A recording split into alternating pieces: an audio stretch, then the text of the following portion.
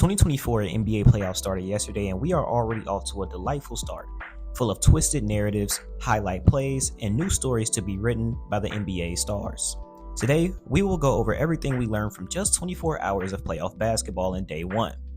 A small note, this channel is almost at 100 subs, and it means a lot to me if you subbed up during this playoff run, because videos will be coming pretty much every other day.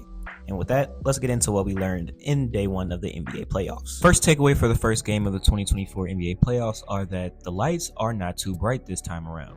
The Cleveland Cavaliers played a much more mature game and met physicality with physicality this time. We know that versus the New York Knicks last year that they had a pretty rough series, and absolutely just a really terrible series. When you think about their standards of what they had when they assigned Donavan Mitchell, the Knicks absolutely punked them in the physicality department, offensive rebounds. The Knicks can do that to a lot of teams, and the Cavs just happen to be one of them.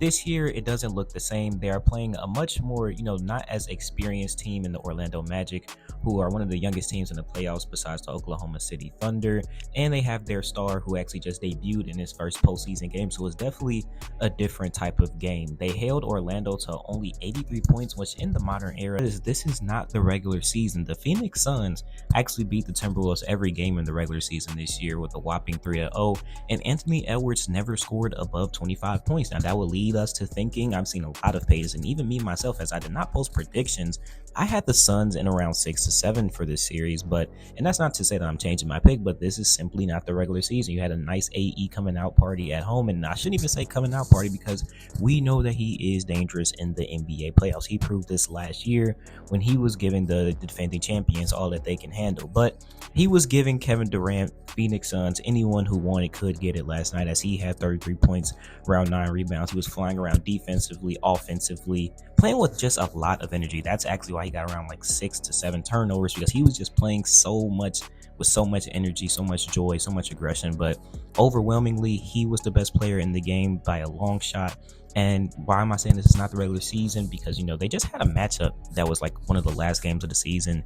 The Suns were digging at him. He only had around 15 points, forcing him to pass, things of that nature, making him try to be a passer and not a scorer. But this time he was kind of doing a great job at balancing both, and he was going at KD's neck. I'm sure you guys have seen it by now, and this is why the people love him. They love the moxie, they love the attitude, they love that he talks trash, they love that he talks trash but he's not arrogant about it. AE just kind of that's really the story of the game. He took over this game and everything like that, so hats off to him for defending home court and being the best player on the floor that features a lot of all-stars and some potential Hall of Fame talents on the other end.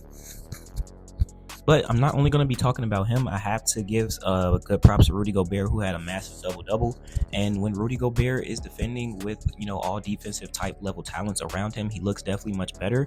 There's obviously been a narrative around him that he can't, step out to the perimeter and things of that nature. But, who can step out to the perimeter to, consistently guard Kevin Durant and Devin Booker and Bradley Beal? That's not going to be, I don't know if there's anyone in the league that can do that. And then when you think about how many shots that Rudy deters at the rim, and just he's been excellent on defense all year, and these playoffs are probably going to be a lot more different than those Utah Jazz playoffs where he had Donovan Mitchell and Mike Conley and people just are cones and he's just getting to the rim and getting pulled out from his man.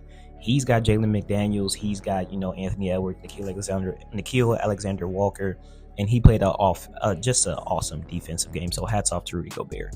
And the last thing for this one, Booker was in jail as Jaden McDaniels, and Rudy Gobert were doing a good job in the pick and roll, coming off screens, one-on-one coverage, everything of that nature. But I'm sure Book will bounce back, as KD was excellent. Didn't really matter who was on him, but he did kind of disappear in the second half. Only 1 shot in the fourth quarter, around 6 shots for the second half. That is going to spill a L pretty much every time if they continue to do that. And also hats off to the Minnesota Timberwolves other players. They played well. Nikola Alexander Walker, obviously a good playoff player. Naz Reid is probably going to be the 6th man of the year, one of the most popular players actually in the NBA when you think about it. But Naz Reid played well as well. So hats off to the Timberwolves on protecting home court. takeaway for the third game of yesterday and day one of the playoffs is, will Embiid make it through this series? Knew that it was going to be a dogfight series. So with Joel Embiid coming off of the injury, and if you know Joel Embiid, he can get rebounds. Obviously, he averages a double-double, but he is not a cleaning the glass type of guy.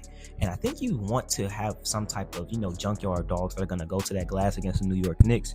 And with how Embiid plays and with his injury, he's already moving ginger as it is. And the Knicks had over 20 offensive rebounds. You got Josh Hart coming in there. Jalen Brunson gets offensive rebounds. He crashes. I mean, literally everyone crashes the glass for the New York Knicks, and that is going to be tough. It's going to be physical, and I'm not sure if Embiid can make it through this. I mean, Mitchell Robinson is going to be giving up fouls. Isaiah Hartenstein, all of these guys, they're not going to let Embiid have it. And Embiid did play a good game. He was good on his playmaking.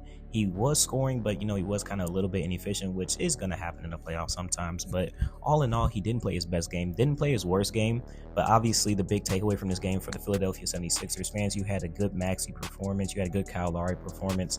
And but that play with Embiid, I mean, it was an outstanding play, one of the best plays I've ever seen live. And it was a blessing for him to even be able to come back. But how healthy is he going to be? And is he going to make it through this type of series? There's going to be a lot of bodies falling. There's going to be a lot of physicality, diving on the floor. You're going to have to get out of the way, things of that nature. So if Embiid can make it through the series and he can get healthier as it goes, the Philadelphia 76ers give themselves a great shot. But if not, then I'm not sure. They lost their non-Embiid minutes. They were about a minus 14 with Embiid now on the court. So that's obviously going to spell disaster if that keeps happening. And I would be remiss if I did not mention these two players. First up, we're going to mention Josh Hart, one of the best role players in the league, man. I mean, he's like a 31% shooter on the year, but he said that he's been in the gym. He's getting up those reps. It's playoff time. And honestly, I mean, they're giving him open looks. He's an NBA player, and he's hit multiple. I mean, he's hit threes in his career. It's not like he just can't shoot the ball. So he came through in a very big way, and obviously he crashes the glass like no other. And then on the other side of things, I got to mention Tobias Harris, man. He was absolutely awful, abysmal on the offensive end. To have some of the worst misses I've seen from three. I think he can only shoot threes from the corner. That's what it feels like when I watch Tobias Harris. Anywhere else, it feels like a crazy break.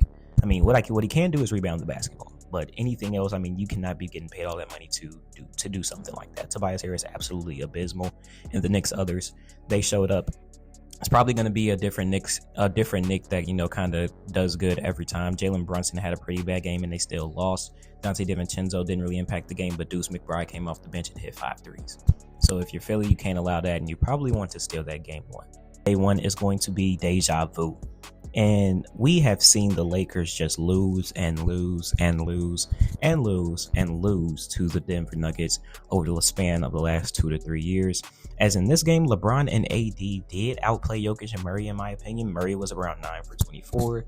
LeBron was good on his, his playmaking, his aggressiveness, his assertiveness, and his efficiency. And AD did pretty much as good as you can as trying to play Jokic into a stalemate. I would say that AD played better than Jokic in the first half, while Jokic played better than AD in the second half, but they both ended up with around 32, 34 points, double doubles. AD had a couple more blocks, Jokic had a couple more assists.